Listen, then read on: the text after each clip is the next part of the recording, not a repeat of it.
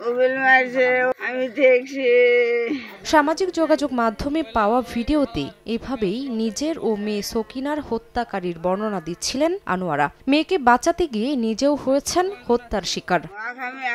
স্বজনরা জানান ৬ বছর আগে প্রথম স্বামী বাদশার সঙ্গে বিচ্ছেদ হলে বগুড়া সদরের আকাশতারা এলাকার রুবেল হোসেনকে বিয়ে করেন সকিনা। পরে রুবেলের সঙ্গে সকিনার মাসখানেক আগে বিচ্ছেদ হলে আবারও বাদশার সঙ্গে বিয়ে হয় তার। বিষয়টি মেনে নিতে না পারায় শুক্রবার রাতে রুবেল তার প্রাক্তন স্ত্রী সকিনার বাড়িতে গেলে শুরু হয় বাকবিতণ্ডা। এক পর্যায়ে রুবেল ধারালো অস্ত্র দিয়ে সকিনাকে কুপিয়ে আহত করে। এ সময় বাধা দিতে গেলে সকিনার মা আনোয়ারা বেগমকেও কুপিয়ে আহত করা হয়। পরে স্থানীয়রা মা মেয়েকে উদ্ধার করে হাসপাতালে পাঠালেও বাঁচানো যায়নি তাদের।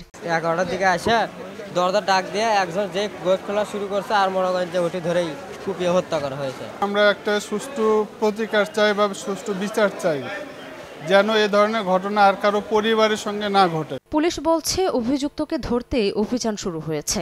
আসামিকে গ্রেপ্তারের আমাদের চেষ্টা চলছে। আসামিকে গ্রেপ্তার করতে পারলেই আমরা বাদ বাকি সব জিনিসগুলোকে আমরা নিয়ে আসতে পারবো।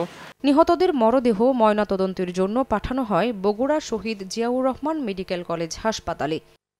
সময় সংবাদ, বগুড়া।